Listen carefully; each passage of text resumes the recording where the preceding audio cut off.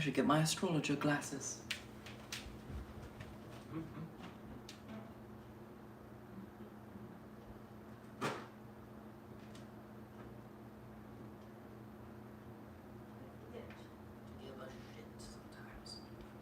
I forget to give a shit sometimes about presentation.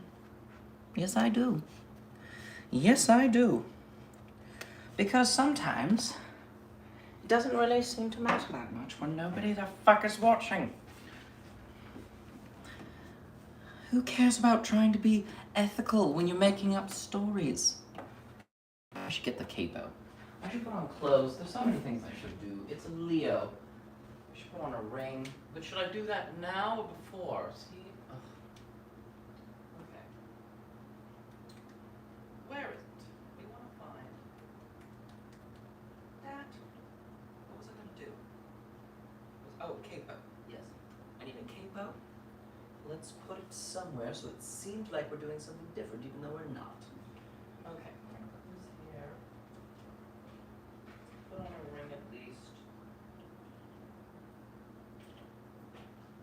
We'll do this. Well, this will do. We're gonna get some bling. We're gonna get some bling just for you guys before we begin this. Oh God. I guess I'm performing for future generations right now. And I guess I'm getting better at an art form that doesn't seem that important to people at this moment. At least I'm not resonating with a lot of people. Meh, that may never be the case. But I guess it's still art. The art of putting an earring in without bleeding. Jeez. Why can't I find the little hole? There we go. She got her in. Do I want to do like a little something with the hair? Like, keep it over here? Nah, it's fine. Let's see what happens.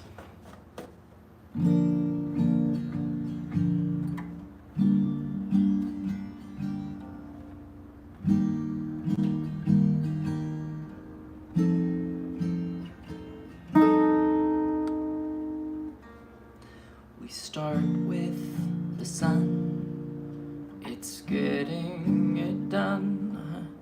In Aquarius, oh, swear to us it'll be fine. In wintertime, the sun doesn't like it there because you know it doesn't get long hair.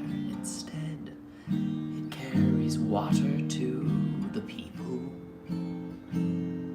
Over Aquarius is Saturn.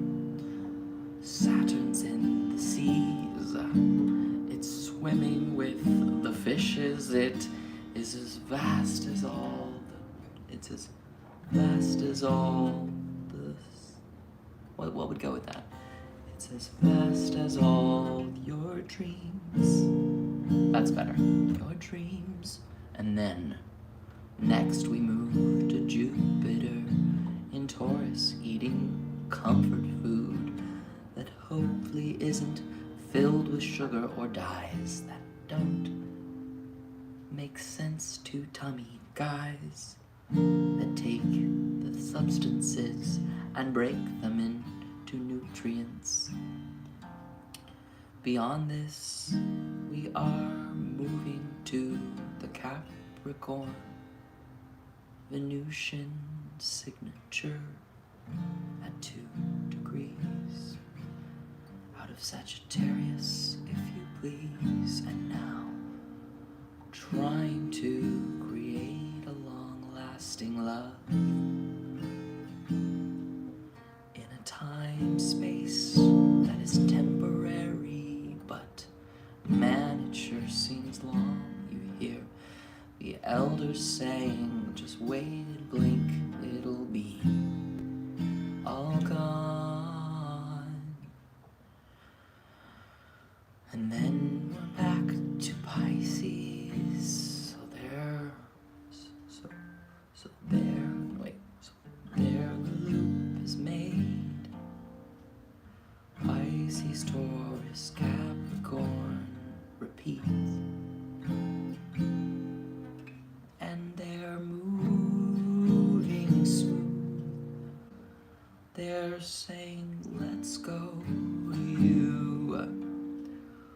Let's attract the things that need to be around for daily life for long, long times. More than just one rhyme, but a durable refrain that wants to keep itself around an earthly vessel. That is where the sun will stop. Today it's floating through the feminine. It's manifesting day to day. Consciously, both you and me, our habits making sense to seize. The day is all we've got to do, so try our best. Keep going till you're gone, and you'll be gone,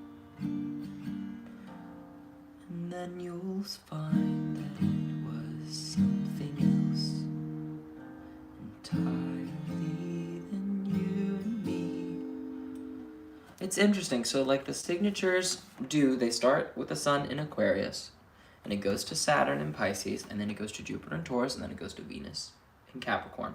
So then it goes to Saturn in Pisces, Jupiter, Venus, Saturn, Jupiter, Venus, Pisces, Taurus, Capricorn. That's where the energy flow, and there's this beautiful triangle between them all, as you can see. See that blue triangle? Boom, ba-doom, ba-doom. Venus, Jupiter, and Saturn. It's there. Maybe this isn't the most easy way. I just don't want to do all the editing. I don't see the point.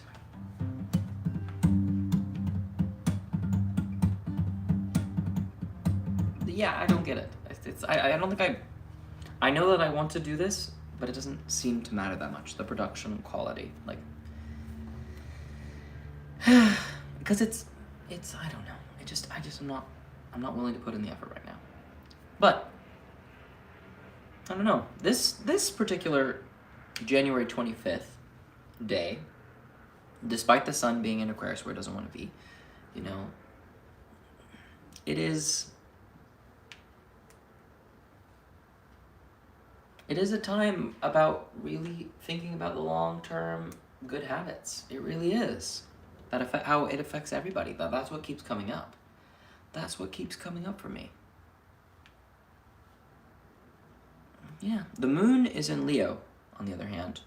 And because the moon is in Leo, it bows down to wherever the sun is. And the sun is in Aquarius, which bows down to, of course, Saturn. Jupiter, Venus, Saturn, Jupiter, Venus, Pisces, Taurus, Capricorn. It's a very, very feminine signature. The back and forth flow is very nice. It's a very helpful... There's something very, very nice about this.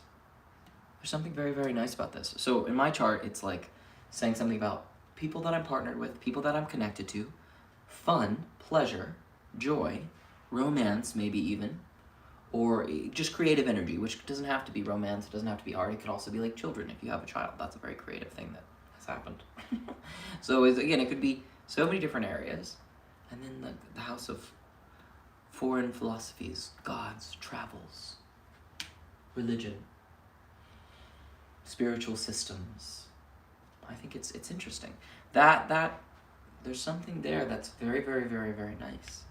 And that is ultimately where that sun is going to be submitting to. But again, it's like I mentioned at the beginning of the song, like the sun in Aquarius is not the nicest, it's not the easiest challenge. So people who have the sun in Aquarius, they have a tough challenge. It is a tough challenge, and that's what they signed up for, in the story. Of course, I mean, how much of this is just metaphor and ego tickling? I don't know. But aren't I cute? Sun in Aquarius, the moon in Leo. The moon in Leo, though, just as like a neutral placement, it's very near to where it's considered an authority in Cancer. So I know it's in conjunct with it, but it's also like, I don't know. I don't, for some reason, the moon in Leo, it's performative, it needs attention, it needs to be, like, I'm just saying, like if you are, let's say, a singer, and you love to sing, and you have this idea of, like, people need to be coming to my concert to hear me sing my songs. It's like, okay, or you could be a person who sings covers on a cruise line that is fucking having the time of your life, like, really enjoying yourself. Like, I don't know if you're that person who just loves to sing, because singing is good for you, right? It's good for you, so. Maybe. That would be great. And if you're truly enjoying something and you're enjoying performing, then you should do it. But because the sun is in Aquarius that's ruling over it, it's almost like that sun, that Leo territory, is now having to go towards like almost a more scientific, sort of detached, like a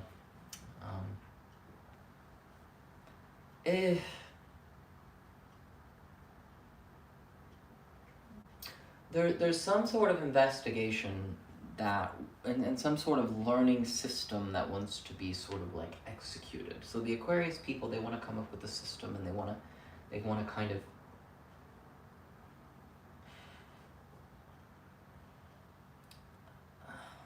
there's a bit of a controlling, a bit of a bossy, but there's also an earnest. I don't think that it's not that they don't care. It just sometimes it's like, as genius as it is, as genius as Aquarius is, it's that genius is better suited with Saturnal things than solar things, because, like, if you have the sun in Leo, you have a lion just being like enjoying the sun. You've got, I'm hungry, I'm gonna go eat. I'm thirsty, I'm gonna go drink. I'm sleepy, I'm gonna nap. It's just like so just like steady in its impulses, and that's what it's gonna do. And there's that energy, and you can like almost smell it. You can almost smell the death and the comfortability of the sun with that. Whereas Saturn, it's like a person carrying water because you have to, because you must, because this is what you do, this is the ritual, this is the tool that you use to do it. It's all just so, it's, when the sun is just like, I'm here, I'm doing it. What are you talking about? Well, all these little, when the sun is in Aquarius, that means that the big impulse is in like, becoming aware of like systems and how to serve and how to kind of behind the scenes orchestrate things, because it's not like you're getting applause for, the sun is not getting applause. It's barely getting, it's winter time. The sun, it's not a time, I'm gonna go out and be in the sun. It's like, no, this is not that time. This is the time of barely any light comparatively. So yeah, the sun is not happy, which means its territory, Leo, is not happy, and the moon is there. I don't know, this is not the greatest full moon. This is like kind of an unhappy time. This is kind of an unhappy full moon. It's on the surface, but if you can like get below that, those immediate feelings, because again, all things are cyclical, right? There's feelings and there's impulses and there's desires that are below it that are actually pretty nice. There's like a real big lesson or something. There's like a journey and a lesson.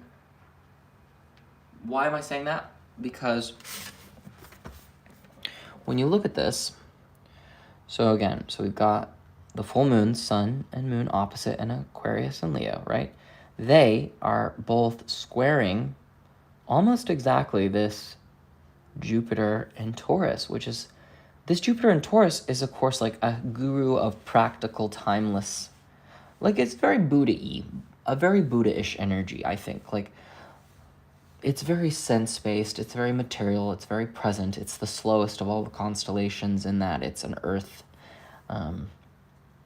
it's an earth sign that's fixed. Well, slowest may be the wrong word because, I mean, Saturn, Earth, that's pretty slow too. Saturn is the slowest planet in charge of an earth sign, but it's cardinal, which gives it that sort of like do this, do this, do this, do this, do this. Whereas Taurus is like kind of it's fixed. It's a maintaining of something. So I don't know if fast is the right word. I don't know if fast is the right word. Or slow. Virgo is the fastest of the earth signs. We can say that because Mercury is fast and it's mutable. But yeah, like initiatory, cardinal, but Saturn, yeah, or Taurus. I can see why Capricorn and Taurus are like on the stabilizing side of the earth. But yeah, there's something about the fixed that has a steadiness to it. It's like the heart of the season. It's like Jupiter wants to give flowers out right now, really wants to just give you those glimpses of those great smells and that beauty and that just like, it's not too hot. It's just beautiful. Like there is that Jupiter that's very much wanting to weigh in on this full moon, but it's like, it's when you have a square from Jupiter, like Jupiter doesn't want to do anything mean, but it's like let's say that you're aware of like 5 different things that you could do, but you're not really feeling drawn to any of them. That's kind of what it's coming up for me. It's like, wow, look at how amazing it is that there's a monkey creature, an ape creature, that has been able to conceive of potentials that are beyond like pooping on itself or going and like eating a bug off someone else, or it's like, wow, look at all these amazing things that you can like conceptualize doing. Really doing. But yeah, there's this detached, distant sort of signature. Like, yeah, so many great options. It's just not the sexiest. Like this is an interesting T-square. That's the sun opposing the moon to Jupiter, that kind of red triangle. I actually have a T-square there in my own birth chart. So it's more or less roughly there. So like if you were to look at my birth chart and this one, this sort of corresponds. So it's like this almost exact shape is going to be really kind of highlighted. And yeah, where the Jupiter is, the moon and Venus are for me. And where the moon is, Jupiter is. And where the sun is, Saturn is. It's really interesting. So the Saturn and sun are going to be together. So it's like, it's a big highlight on the long-term health region of my chart. Practical systemizing approaches to work and having people below you, and then that performer moon in Leo near Jupiter, so there's like this teaching thing happening. This big sense of self, this really teachery, guru-y, beneficial helper, kind of wanting to help, at least sense of help in this little lion constellation. Not the easiest at all. And then Jupiter just sort of being like, I mean, every moment that you pull out an astrology chart, you can try and like use it to see different layers and different sides and have different like preferences and feelings. But like right now, the prominent sensation is like this stuff going on in my nose.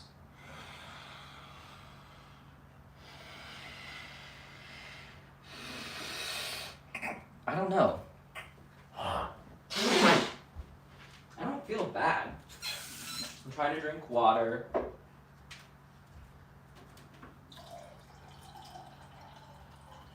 trying to dance around.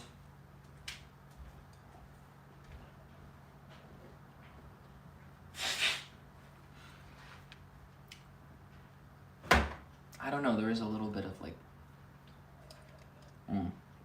Okay, but that was the sun.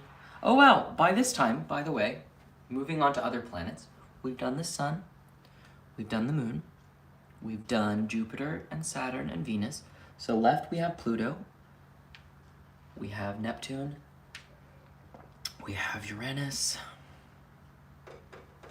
we've got Mercury and Mars. So in the last forecast, I talked about Mars's movement into Capricorn and how there's sort of this, there's this capacity to keep pushing. Mercury and Mars are making a conjunction of sorts within a degree. So that kind of really, this is a common signature, relatively speaking, because Mars is, well, I shouldn't say that. It happens frequently enough. It's very like martial words. This Capricorn Mercury has a goal. It's structuring towards a vision of some sort that it wants to build towards. And it has the inertia, and it's something like, it's like sending the right messages to achieve the sort of thing that you want. It's very, I'm a sudden message, a sudden warlike message that's that trine between Uranus and Mars and Mercury in Capricorn. Again, Mars and Mercury go to the Saturn, Jupiter, Venus, Saturn, Jupiter, Venus flow as well. They both go in there, as well as Pluto. Neptune is unaspected. Yeah, it's like...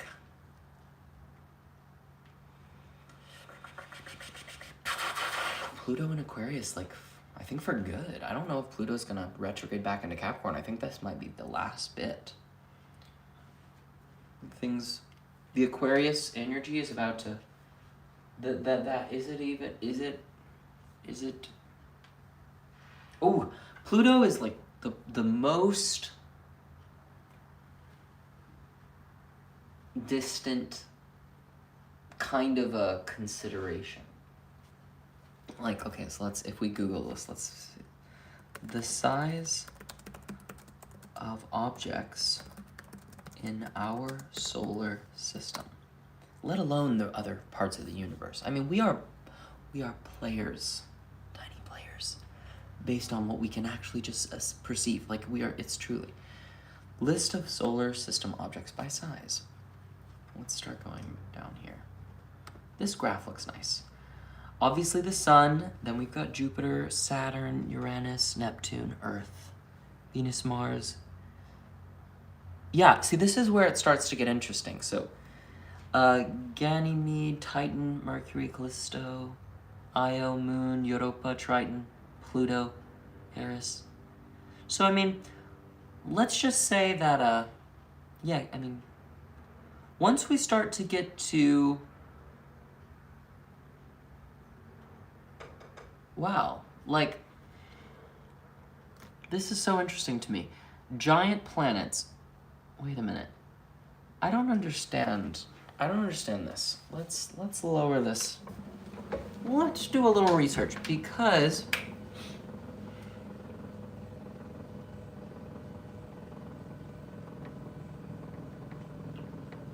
this doesn't make sense. Relative diameters of the 50 largest bodies in our solar system covered by orbital region. I guess diameter doesn't necessarily mean mass, but it's odd to me that Ganymede, Titan, Callisto, and Io, Europa, Triton, these are all essentially larger than Pluto, and yet Pluto's the one that we include. It just is interesting to me.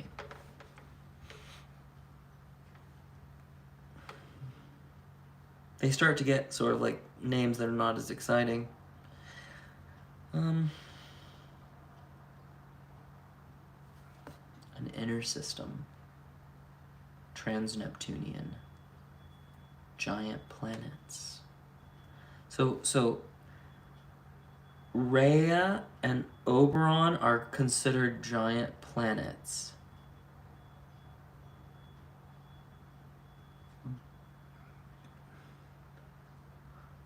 Does that mean they're in between the giant planets? Or they're affiliated with them in some capacity? This chart is interesting. Maybe you guys need to see it. Just at least for a moment. Yeah, it's basically, I'm just trying to understand, like, I understand the historical discovery and the classifications based off systems, but yeah, like, these are the type of things that sort of make astrology, to me, sort of seem like incomplete. And that's okay. It is an incomplete system. It is an occult art form. It is incomplete. It is a fictional story that I tell. I accept that. But I'm trying to ground it. But it's nonsense. But like, is it? It's nonsense. Astrology is nonsense. Astrology is nonsense. What isn't nonsense? There's a sense of sadness and anger and confusion and yeah, all that's coming up. Sun in Aquarius we discussed. Moon, Saturn, Jupiter, Venus, Mercury, Mars, Pluto's ingress into Aquarius. Both of those planets more or less opposing the moon, the sun of course more directly. It's interesting. It's certainly highlighting that transition. I think it's interesting that Pluto is essentially in the most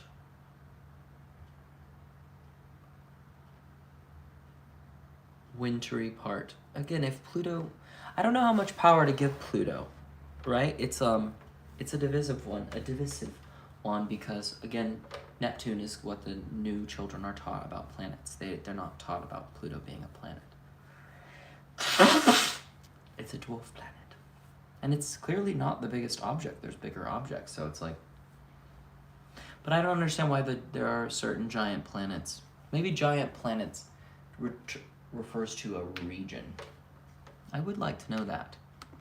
And I guess I can do whatever the fuck I want with this. I don't have to follow any kind of format. I can go live and do whatever the fuck I want.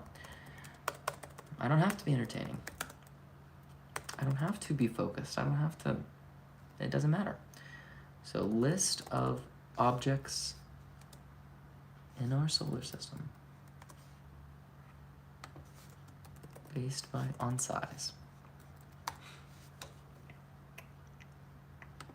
The 20 largest objects in our solar system.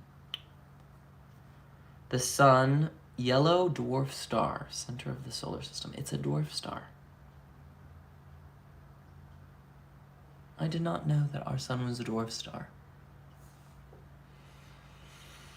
Somehow that feels accurate. Like, maybe there's a less... I mean, I don't want to give a negative connotation to dwarves, though. You know what I'm saying? But it does seem like, yeah, our sun's not like a big one. It's not like a full size. It's like, oh yeah, there's other suns. They're better. They're bigger. They're more powerful. They've got more going on. I kind of feel that way. No offense. But I also don't want to offend dwarves. I love dwarves. Both the kind in fantasy stories and also the real one. And I don't want them to in any way feel lesser. They're just as here. This sun is just as here. Jupiter, yes. Saturn. Yeah, this is a much more fun thing. It's called Bob the Alien. Yeah, it's just easier. Then Uranus, then Neptune, then Earth, then Venus, then Mars, then Ganymede, moon of Jupiter, eighth closest moon to Jupiter, third of the Galilean satellites. Yeah, Jupiter has lots of wives.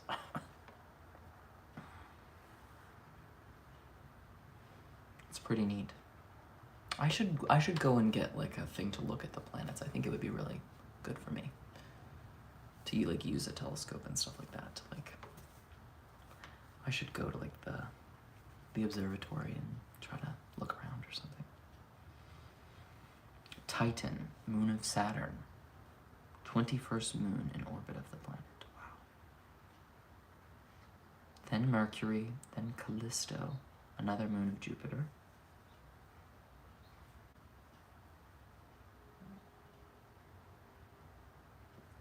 Io? Io.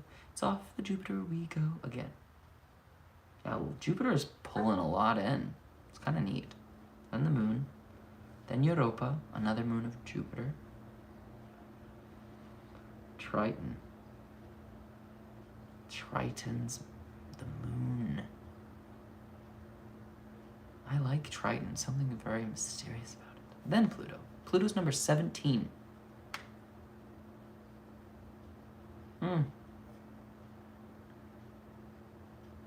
Then Eris.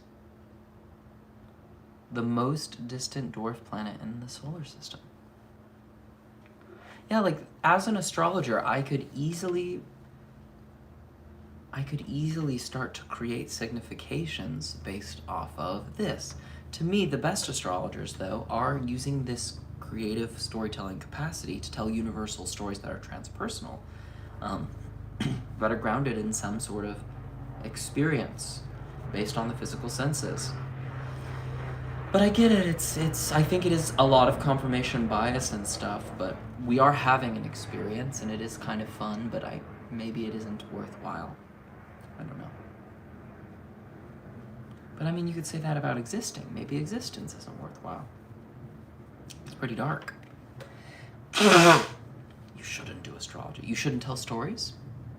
You shouldn't be creative. You shouldn't consider how you fit in with the rest of the world.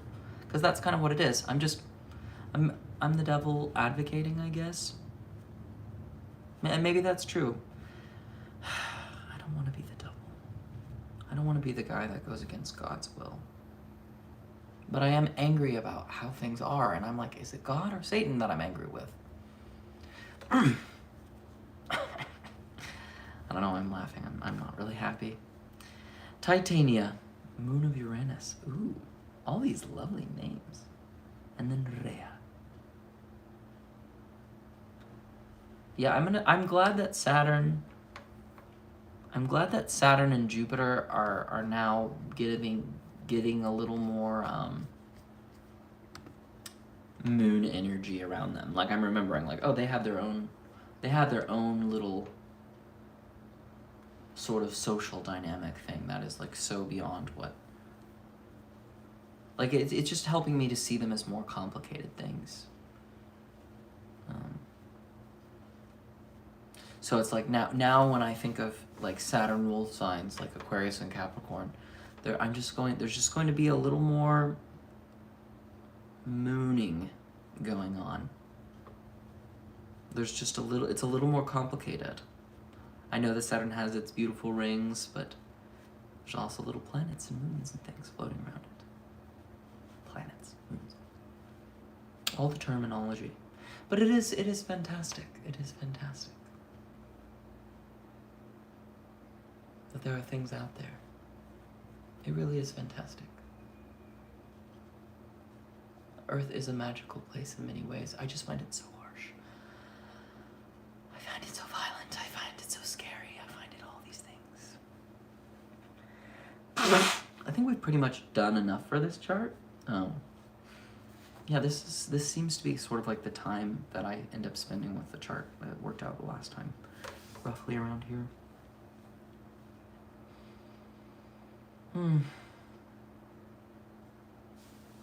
This is not probably the best posture. Am I done? Do I want to do one more? Do I? I guess I could. It's interesting, when I do them right in a row, it's the story is probably, well, I'm sure I found different things to highlight, but those distant planets, those outer planets, they don't move that quickly. But they're very important. So they start to like generate like consistent narratives, like, oh, that was the time of my life where I was doing this. Like a Saturn cycle is 30 years, so it's like, oh, my 30s, up until I was 30, I was here, and then once I turned 30, I had my kid, and then I went here. You know, like you can start to see how people talk and how you can use those time periods. And it, like a Jupiter cycle is only 12 years, so it's like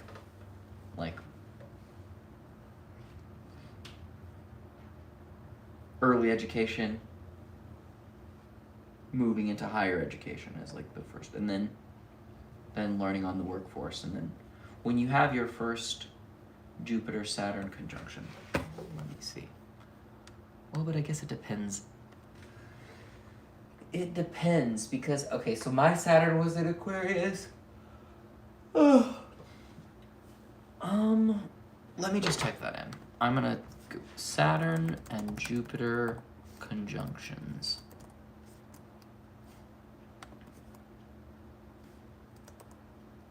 Ephemeris. You see if they have that. The Jupiter-Saturn conjunction series.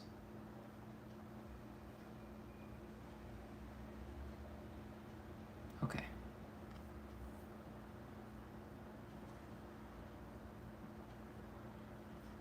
I'm sure that this article is very interesting, but I'm trying to find a list of Jupiter and Saturn conjunctions. Here we go. The Great Conjunction.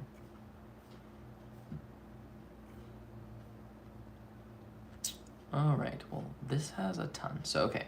So I was born in 91. So there was a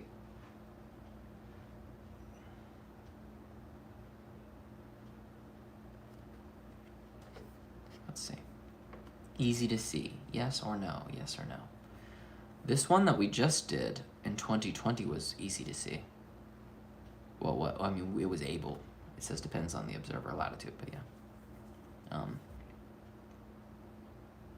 Does the 21st of December 2020. Yes. And then there was one in May of 2000. Not easy to see. July.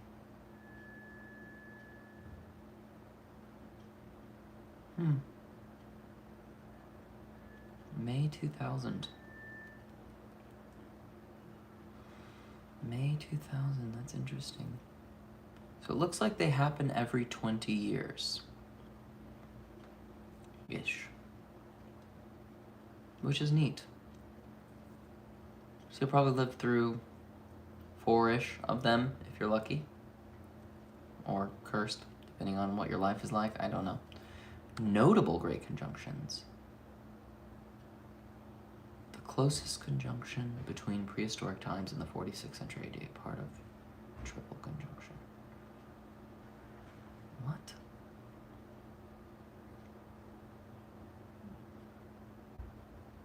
This was in 1793 BC. The 28th of December, 424 BC, 6th of March, 7 BC. When studying, yeah, it's so interesting that you can see what we can like use computers to sort of analyze now, like where planets have been, I guess, using math, complicated math, and I don't know. It's remarkable. Like maybe we could see what the sky looked like at the time of like the birth of Jesus, you know, just maybe we can like see what the heavens were doing then. It's kind of neat. It's kind of neat. Oh, when studying the Great Conjunction of 1603, Johannes Kepler thought that the Star of Bethlehem might have been the occurrence of a great conjunction. He calculated that a triple conjunction, Jupiter and Saturn, occurred in 7 BC.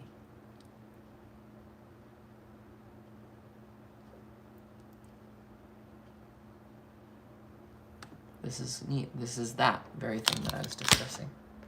Let me turn this around. So there's Jupiter and Saturn. I don't know where the third one would be. Jupiter and Saturn. Ba-ba-ba-ba-ba. There's Uranus. Yeah.